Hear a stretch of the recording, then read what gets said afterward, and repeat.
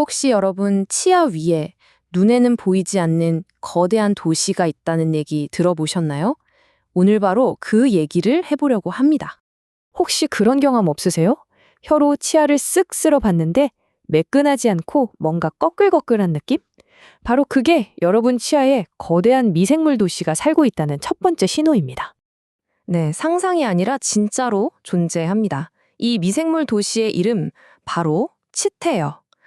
요즘 치아학계에서는 이걸 그냥 치태라고 안 하고 치면세균막, 좀 더 전문적으로는 구강 바이오필름이라고 부르는데요. 이게 그냥 때가 아니라 아주 정교하게 조직된 생물막이라는 뜻이거든요. 자, 구강 바이오필름, 즉 치면세균막. 이 슬라이드에 나온 정의가 정말 중요한데요.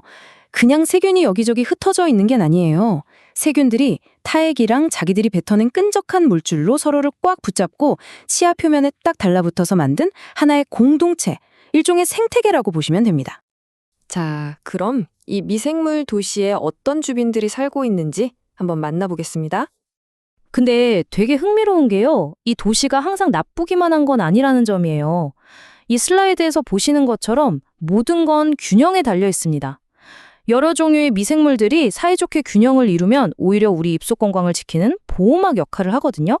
하지만 특정 세균들, 특히 산을 만들고 염증을 일으키는 나쁜 녀석들이 많아지면 그 순간 이 도시는 충치와 잇몸병의 소굴로 변해버리는 거죠. 이 도시에는 몇몇 핵심 인물들이 있습니다. 먼저 설탕을 먹고 사는 파괴자, 충치의 주범이죠. 바로 뮤탄스균입니다. 설탕을 먹고는 우리 치아를 녹이는 산을 막 뿜어내요. 다음은 초기 정착민 액티노마이세스. 얘네들이 먼저 자리를 잡아야 다른 세균들이 와서 달라붙고 도시가 커질 수 있어요. 그리고 제일 무서운 놈, 조직 보스 같은 진지발리스균입니다. 이 세균은 몇만이 없어도 주변 애들을 다 선동해서 전체 분위기를 아주 흉악하게 만드는 말 그대로 핵심 병원균입니다. 그렇다면 이렇게 평화롭던 미생물 도시가 우리 몸을 공격하기 시작하면 대체 무슨 일이 벌어질까요? 충치가 생기는 과정은요, 생각보다 아주 간단하고 직접적입니다. 자, 이 네 단계를 보세요. 우리가 단 음식을 먹잖아요. 그럼 도시의 타괴자, 뮤탄스균이 신나서 잔치를 벌이면서 산을 뿜어냅니다. 이 산이 우리 치아의 그 단단한 보호막, 범랑질에서 미네랄을 쏙쏙 빼앗아 가요. 결국 그 자리에 구멍이 뻥 뚫리면서 충치가 생기는 겁니다. 자, 그런데 문제가 충치에서 끝나면 그나마 다행일 텐데 그렇지가 않아요. 우리가 제거하지 않고 내버려둔 플라크, 그러니까 이 치면세균 막은 시간이 지나면서 우리 침 속에 있는 칼슘이나 인 같은 미네랄 성분들을 스펀지처럼 빨아들이기 시작합니다. 이렇게 미네랄이랑 결합해서 돌처럼 딱딱하게 굳어버린 게 바로 치석입니다. 이 치석은요, 칫솔질로는 절대로 안 떨어져요. 오직 치과에서 스케일링을 통해서만 제거할 수 있는 거죠. 이건 정말 전문가의 영역입니다.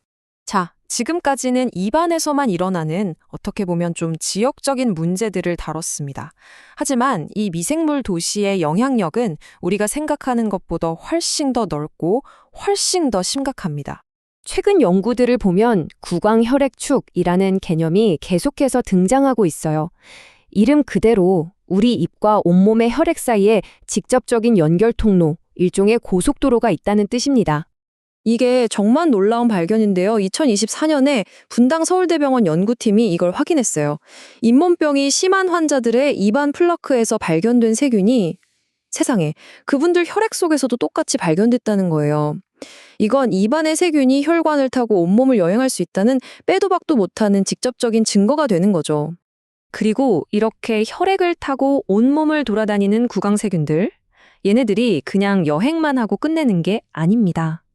여러 연구를 통해 밝혀진 바에 따르면 이 세균들은 심혈관 질환, 당뇨병, 일부 암, 그리고 심지어는 치매 같은 아주 심각한 전신 질환의 위험을 높이는 것과 깊은 관련이 있어요. 이제 정말 입안의 문제가 입안만의 문제가 아닌 시대가 된 겁니다.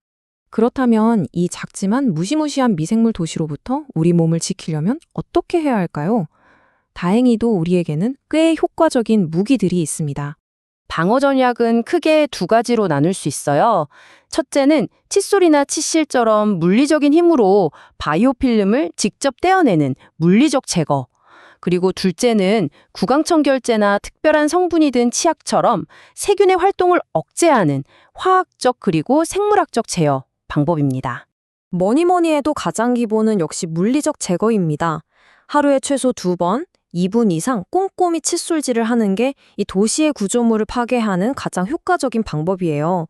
그리고 칫솔이 닿기 힘든 건물 사이, 즉 치아 사이는 치실로 청소해주고요. 치아랑 잇몸이 만나는 그 경계선은 치간 칫솔이나 구강세정기로 꼼꼼하게 관리해줘야 합니다. 이게 기본 중에 기본이에요. 여기에 더해서 강력한 지원군들을 활용하면 더 좋겠죠? 예를 들어서 피로인산 나트륨이 들어간 치약은 플라크가 단단한 치석으로 변하는 걸 막아줍니다. 또 CPC 같은 항균 성분이 든 구강청결제는 도시의 주민, 즉 세균수를 직접적으로 줄여주고요. 여기서 한 걸음 더 나아가서 락토바실러스 같은 프로바이오틱스를 투입해서 좋은 균으로 나쁜 균을 몰아내는 이런 생물학적인 전략도 요즘 주목받고 있습니다. 최신 기술도 우리 편이 되어줄 수 있습니다. 2023년에 나온 한 연구 결과를 보면요. 증강현실, 즉 AR 앱으로 가이드를 받으면서 양치질을 한 아이들이 그냥 양치질을 한 아이들보다 플라크를 훨씬 더 효과적으로 제거했다는 결과가 있어요.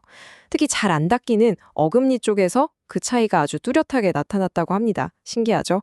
하지만 우리 다 집에서 아무리 열심히 관리해도 이미 돌처럼 굳어버린 치석을 상대하기는 정말 어렵습니다. 그래서 정기적인 스케일링이 반드시 필요한 거예요. 치석과 싸울 때 가장 강력하고 확실한 무기는 결국 전문가의 도움이라는 점 꼭 기억해 주세요. 오늘 이야기의 핵심 딱 한 문장으로 요약하자면 바로 이겁니다. 당신의 구강 건강이 곧 당신의 전신 건강이다. 입안의 이 작은 도시가 여러분 온몸의 건강을 좌우할 수 있다는 사실 절대로 잊으시면 안 됩니다. 자, 이제 여러분의 입안에 어떤 도시가 그리고 어떤 주민들이 살고 있는지 확실히 알게 되셨죠? 이제 질문은 여러분께 넘어갔습니다. 이 동네 어떻게 관리하시겠습니까?